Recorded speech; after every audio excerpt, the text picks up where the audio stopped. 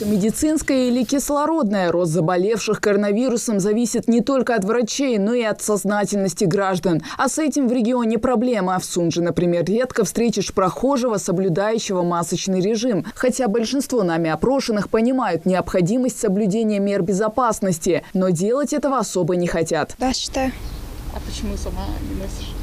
Ну, сейчас жарко, я сняла. А так я в больнице была, носила. Ковид не дремлет. Все чаще в новостных заголовках встречаются новые варианты вируса – британский и индийский. Последний воздействует на желудочно-кишечный тракт. Как заявляют медики, более злой и агрессивный, чем его предшественник. По данным ВОЗ, этот штамм уже распространился на более 100 стран мира. Я просто добьюсь, вас уволили. Либо сядете, либо не сядете. Посоветуйте ей. Надо было честно сказать, вакцин нету. Хотя мне сказали, я объяснил человеком, что такая ситуация. А зачем воду? Я тоже смотрю, как-то вода. Я думаю, зачем вода?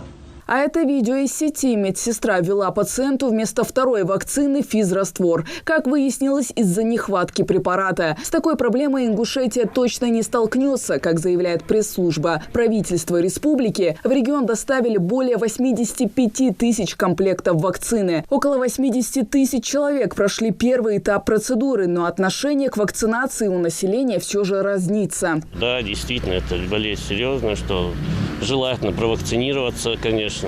Вот. Ну, я думаю, со временем люди начнут понимать, что да, действительно, это необходимое дело. Джабраил, вы сами собираетесь вакцинироваться? Да, я планирую провакцинироваться. Да, поэтому я против вакцинации вообще. Но мы делали вакцинацию, в принципе, по месту работы. А чего боитесь больше всего? Не боюсь ничего абсолютно. Просто против, да? Просто против вакцинации.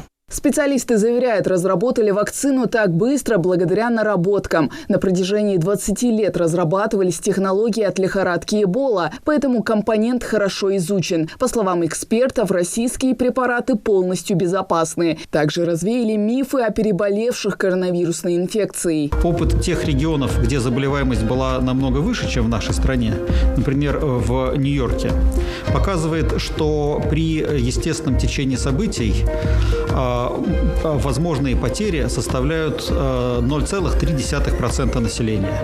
То есть в такой стране, как Россия, это было бы порядка 400 тысяч человек. Статистика медленно, но верно идет вверх. За последние сутки в России выявлено более 25 тысяч случаев заражения коронавирусом в 85 регионах. По данным Оперштаба, Ингушетия не входит в субъект с наименьшим темпом прироста заболевших. Главы поселения призывают жителей соблюдать все необходимые меры безопасности. Мы с прошлого года практически ежемесячно об этом говорим. Ни одна пятничная молитва, в принципе, без этого не проходит.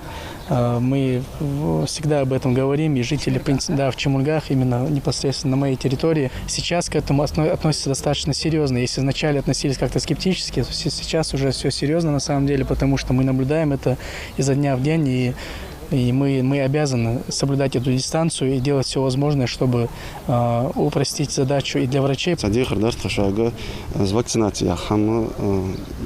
Я желательно, там принудительно нельзя идти жаться, там доступны есть больницы бесплатно, а есть харч, желающие еще есть. Там это ханзасовый замедно бережет, я же прививка от разных инфекций, от гриппа, яйкаш, это то же самое. Она нам не дает 100%, что мы не заболеем это ковидом, просто она дает нам 100% то, что мы перенесем ее в легкой форме. Те, кто пока думает, сделать вакцину или подождать, специалисты настоятельно рекомендуют обезопасить себя хотя бы ношением медицинской маски. Она послужит барьером для вируса. Снизить статистику заразившихся и минимизировать смертность от этого вируса способна по большей части сознательность самих граждан, уверяют врачи. Хава Газикова, Амина Джиркиев, Адам Далаков, Новости 24.